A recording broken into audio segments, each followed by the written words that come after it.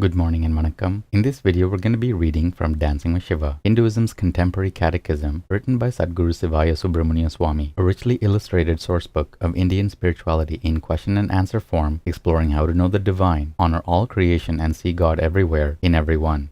Today's lesson is lesson 132, and we'll begin by reading the caption to the facing image. In the center, Shiva holds the holiest of scriptures, the Vedas and Agamas. Around these evolved an array of texts which guide statecraft, astrology, religious law, chanting, arts, and more, seen here inscribed on stone, wood, skins, pillars, and scrolls. Lesson 132. What texts amplify Vedas and Agamas? Shloka 132. Many texts support the Vedas and Agamas. Vedangas detail conduct, astrology, language, and etymology. Upavedas unfold politics, health, warfare, and music. Upagamas and Paddhatis elaborate the Agamic wisdom. Om. Bhashya. Much of Hinduism's practical knowledge is safeguarded in venerable texts which amplify Shruti. The Vedangas and Upavedas are collections of texts that augment and apply the Vedas as a comprehensive system of sacred living. Jyotisha Vedanga delineates auspicious timing for holy rites. Kalpa Vedanga defines public rituals in the Shrauta and Shulba Sutras, domestic rites in the Grihya Sutras, and religious law in the Dharma Shastras. Four other Vedangas ensure the purity of mantra recitation through knowledge of phonetics, grammar, poetry, and the way of words. The Upavedas expound profound sciences. Artha Veda unfolds statecraft. Ayurveda sets forth medicine and health. Dhanurveda discusses military science. Gandharva Veda illumines music and the arts. And Sthapatya Veda explains architecture. In addition, the Kama Sutras detail erotic pleasures. The Agamas too have ancillary texts,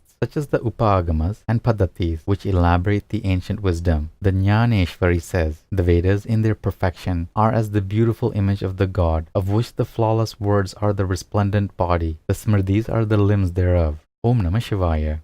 Good morning and vanakkam. In this video, we're going to be reading from Living with Shiva, Hinduism's contemporary culture, written by Sadhguru Sivaya Subramaniya Swami. 365 daily lessons based on ancient Vedic laws, disclosing how to approach family, money, relationships, technology, food, worship, yoga, and karma to live a truly spiritual life. Today's lesson is lesson 132, and the topic is people caring for people. Religion begins in the home under the mother's influence and instruction. The mother goes to the temple to get strong. That is the reason Hindus live near a temple. They go to the temple to draw strength from the shakti of the deity, and they return to the home where they maintain a similar vibration in which to raise the next generation to be staunch and wonderfully productive citizens of the world, to bring peace on earth, to keep peace on earth. There is an ancient South Indian proverb which says one should not live in a city which has no temple. If a child is screaming in its cradle, and the babysitter is yelling at him and couldn't care less about his feelings, and the mother is out working, that child is not a candidate for keeping peace on earth. That child is going to keep things confused as they are today. So it's all in the hands of the mother. It's not in the hands of the father. Religion and the future of society lie solely in the hands of the mother. It is in the hands of the father to allow or not to allow the mother to be under another man's mind out in the world. Just as World War II took women out of the home, so did another change affect mankind. When the automobile came along,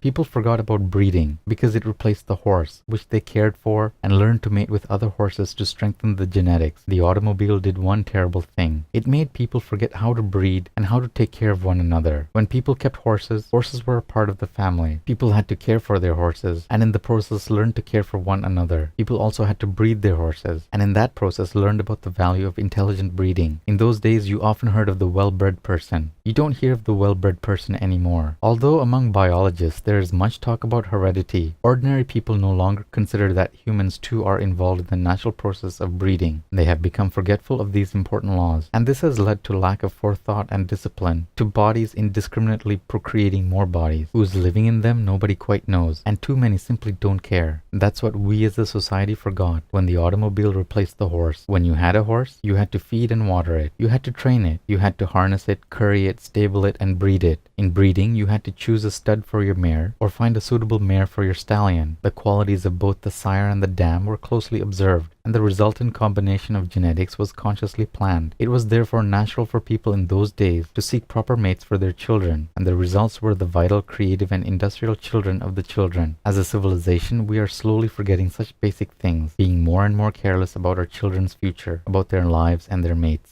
Sutra 132 of the Nandinada Sutras, the wife's dharma. Each of Shiva's married women followers strives to fulfill female dharma, perpetuating the race, family, and the faith through remaining in the home to nurture, guide, and strengthen her dear husband and children. Om. Good morning and vanakkam. In In this video, we'll be reading from Merging with Shiva, Hinduism's Contemporary Metaphysics, written by Sadhguru Sivaya Subramania Swami. 365 enlightenment lessons from a mystical master, revealing the depths of Raja Yoga, the clear white light, the states of mind, and the ultimate spiritual destiny of every seeker.